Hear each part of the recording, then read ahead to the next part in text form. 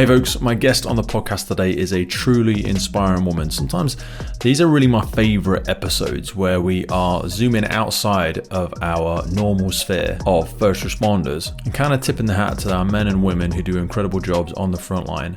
And not only the work they do on deployment and in training, but sometimes the scars, memories, experiences that they bring back with them, and the sometimes long-term effects that can have on their physical and mental well-being. My guest today is Liz McConaghy. Liz was the youngest serving female crewman on the Royal Air Force Chinook fleet, spanning a 17-year career flying the aircraft. Originally from Northern Ireland, she attended RAF Cranwell on her 19th birthday, joined as soon as she could, to begin her exciting career thereafter on Chinook Helicopters. She was the youngest aircrew to deploy to Iraq, aged just 21, and also the only female crewman on the Chinook wing for 4 years. So her story is a completely unique one here, folks, a real trailblazer. Her career saw her amass 2 deployments to Iraq and 10 deployments to Helmand Afghanistan in support of Operation Herrick, which gave her an insightful and very personal perspective on war, the good, the bad, and the ugly.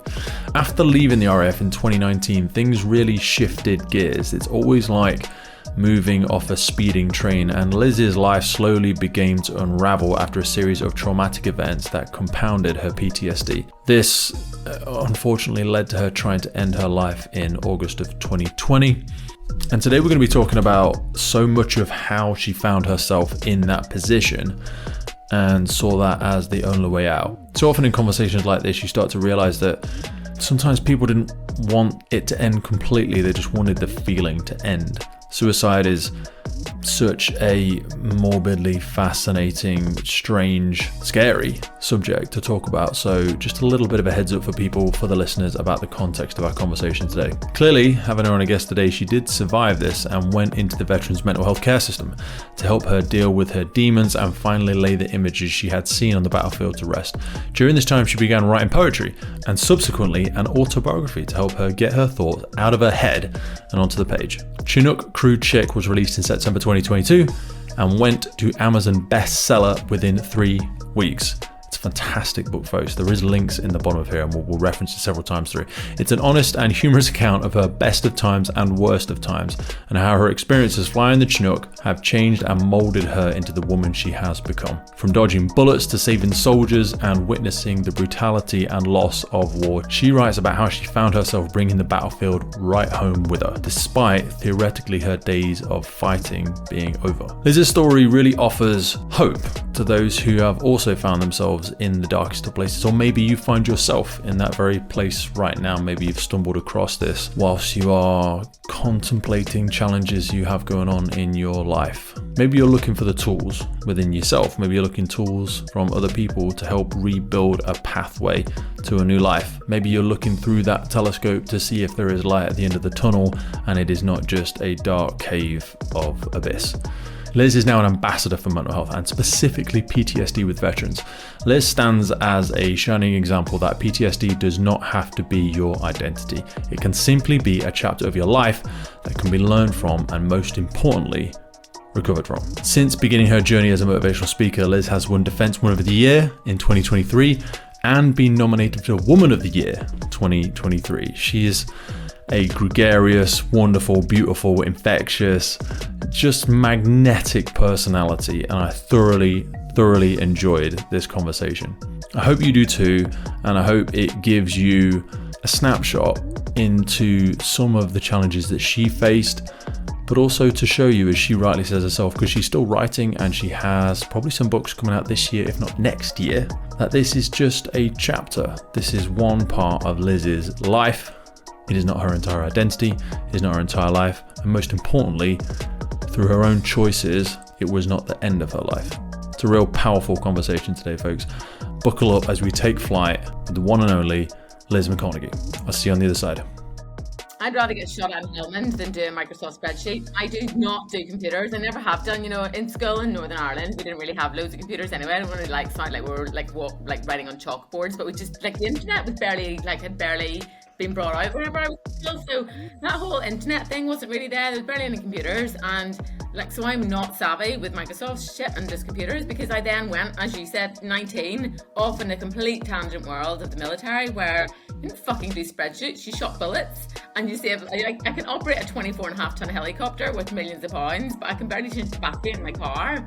I can change the battery in a Chinook, and it always makes me laugh. I know the hydraulic system of a Chinook in and out, but I can't even fix the heating in my house, because it's like what you're taught to know, isn't it? But you're right, I did a talk at my old school last year. It was one of the best, the biggest highlights of the year last year. I went back to my old, I went to a grammar school, so it was absolutely, you're going to university, you're going to fill a UCAS form, you're going to university.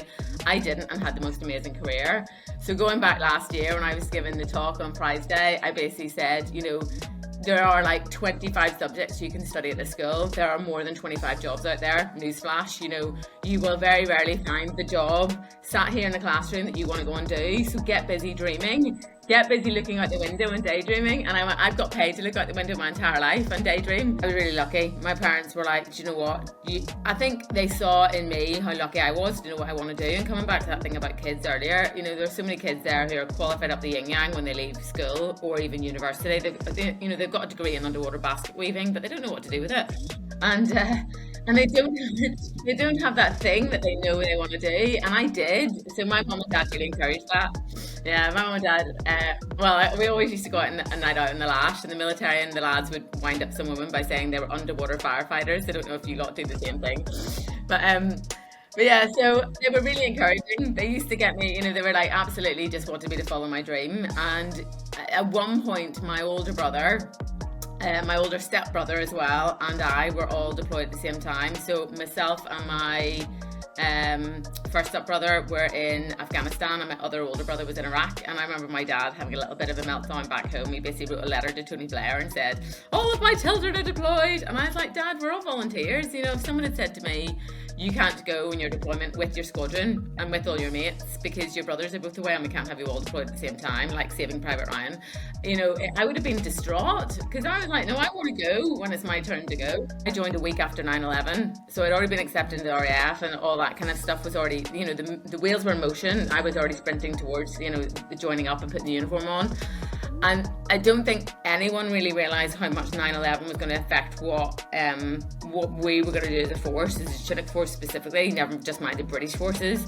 But I don't think my mum sat back in Newton Ards in Northern Ireland realised that her daughter was more than likely going to be in a war zone and probably going to be at war most of her career after, from that moment. But that is exactly what happened. And I think later on, that's probably when Mum, I would never say she regretted letting me join up, but there was certainly moments where she was quite, fraught with worry at home.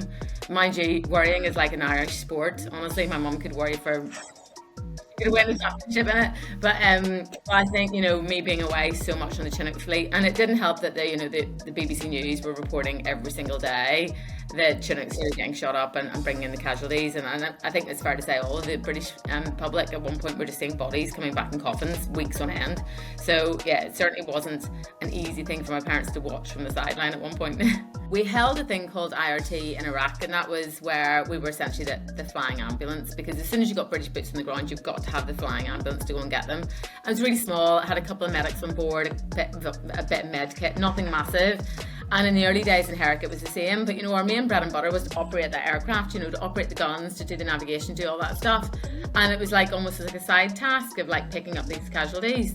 And they weren't that, in the early days, some of the casualties were not that bad. It was vehicle incidents, it was guys falling off the Hesco Bastion or roofs and things like that. But then from about 08, 09, it got really tasty very, very quickly in Helmand, because we put more and more troops on the ground. And it stands to reason, the more troops you've got on the ground, the more bullets are going to fly, the more IEDs are going to get stood on. And that's when kind of the mission very much shifted to just rescuing lives at one point. And the stuff we were seeing down the back of the aircraft was, torsos, people with legs missing, people with literally gunshot wounds to the head that were dying at our feet. But we were still aircrew first and foremost. We were not the medics who were in there saving lives. And I think I always talk about this, how I normalised it, over the years. I went from saying someone with a broken leg or whatever, or appendicitis on a stretcher, to seeing someone with literally a torso on a stretcher, and then people dying. But I saw it kind of grew really, really slowly over the years. Whereas we had aircrew that came behind me, some of the young guys had literally joined up, they'd spun through their training really quickly, and a year out of either university or high school, these guys are on the front line in Afghanistan with me, day one in Herrick, picking up bits of bodies. And they're the guys that suffered more, I think, because they were straight in at the deep end without that chance to like normalise what they were saying, whereas we did, what my generation did. But it also has a double-edged sword, and you guys are totally guilty of this as well, I think, is that we as a fleet started to normalise trauma and danger, and I knew I had done that massively. Like on my last merch out in Herrick, which was like 2014 or something, we picked up an American who'd been killed, and I was handed his foot in a clear plastic bag, and I was just like, yeah, just put it on my feet. And I was so completely immune to that. We absolutely never thought about who was in the body bag. You know, for us it was a very precious piece of freight we had to get back to Camp Bastion, and we never really thought about who was inside, and that was a coping mechanism. I think it's fair to say most of us were the same. Now sometimes you couldn't avoid it, because if they subsequently died, it was obviously all on Sky News, and you'd see the repatriation on Sky News or BBC or whatever, and we would just sit in the tent most of the time on deck. You know, being at war is 99% nothing and 1% complete chaos, so 99% of the time you just sat watching box sets and TV and stuff.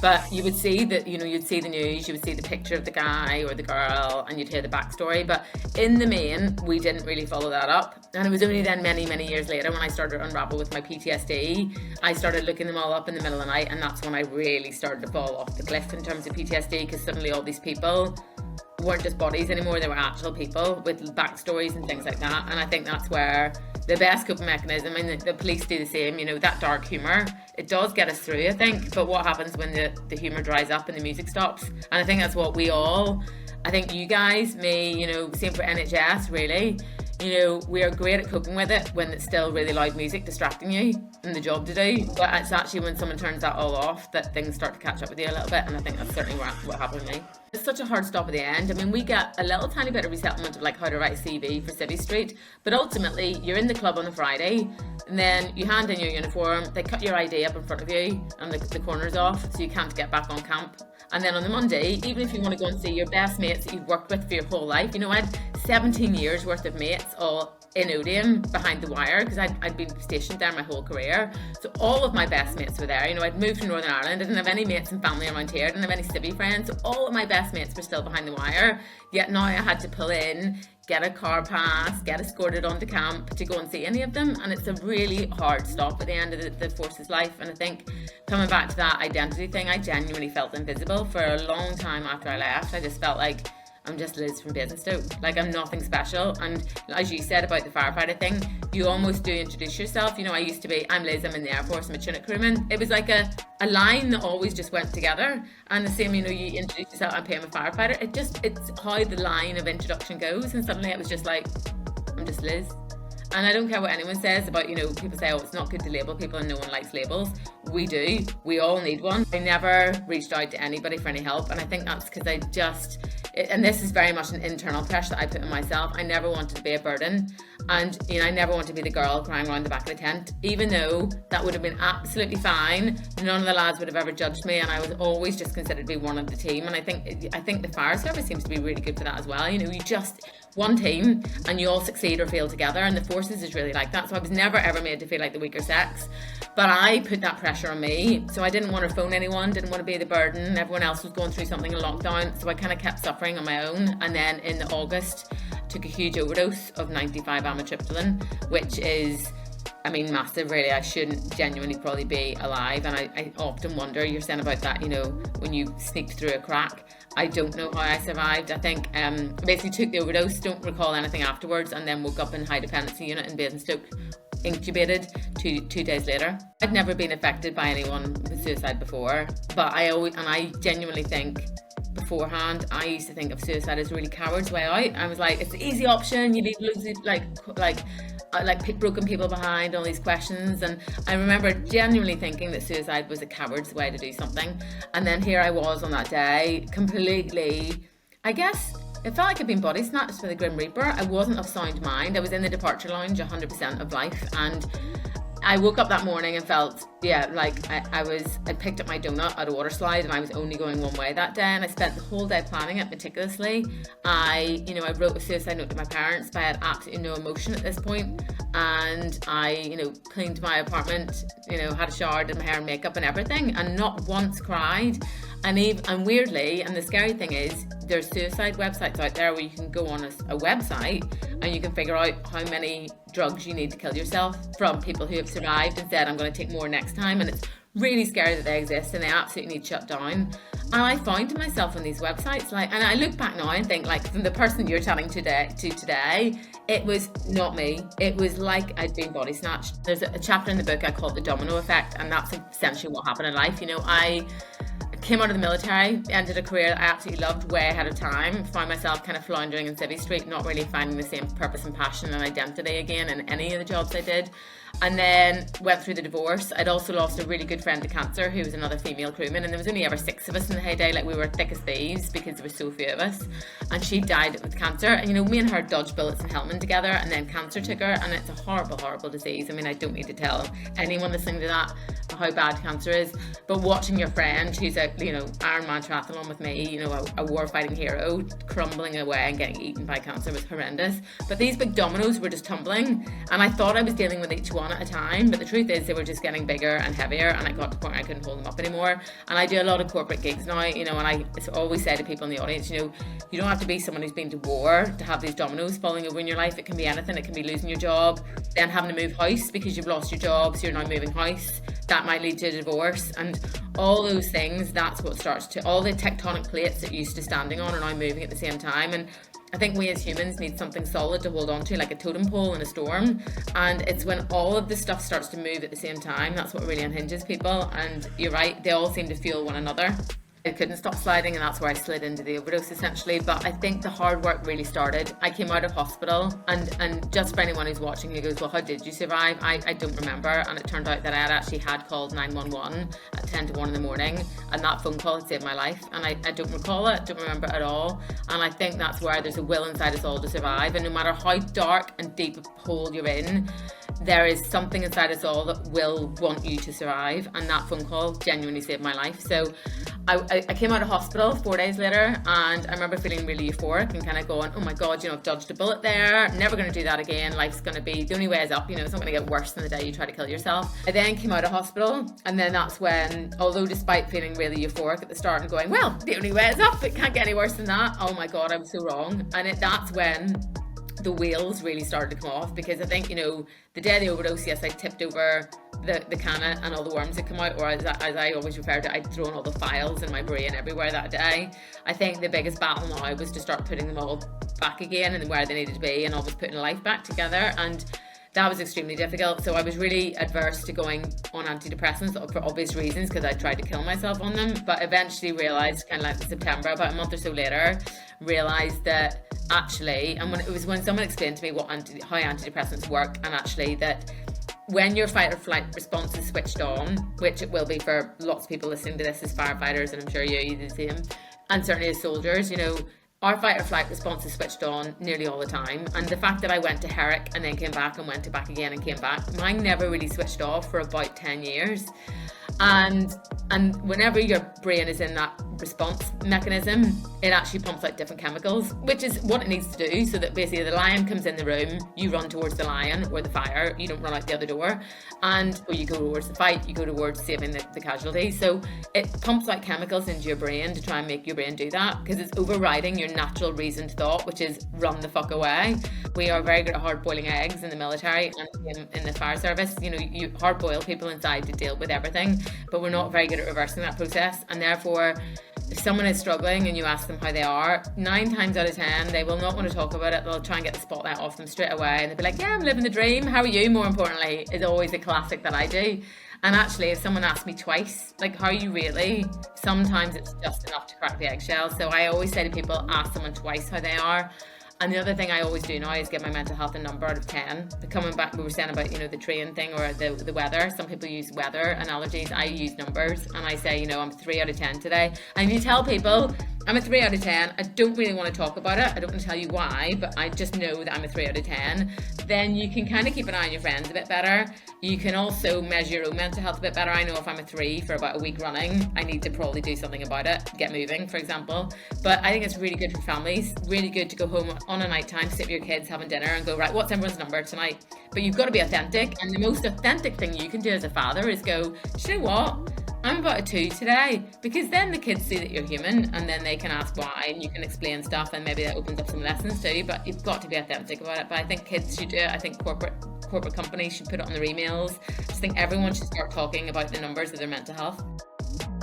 The Firefighters podcast was created to recognize, acknowledge, inspire, and hopefully even motivate these incredible individuals who have chosen to be part of the first responder community. Our driving purpose is to create a legacy resource for the current and future generations of firefighters and first responders. We get some incredible feedback from listeners and guests, and as the podcast grows, our desire to create longevity and sustainability means that we are asking for the support of our listeners. If you want to support the podcast, if you want to get discounts to our merchandise, hoodies, clothing, coins, patches, tallies, and also access to all of the incredible documents get shared with us from our podcast guests and sector leaders, then please head over to our Patreon page, and for just £3 a month, you can support the future of the podcast. Please finally hit that follow, subscribe, or rate button on the platform you're listening, and wherever you are in the world, please support your emergency services responders, and thank you for listening.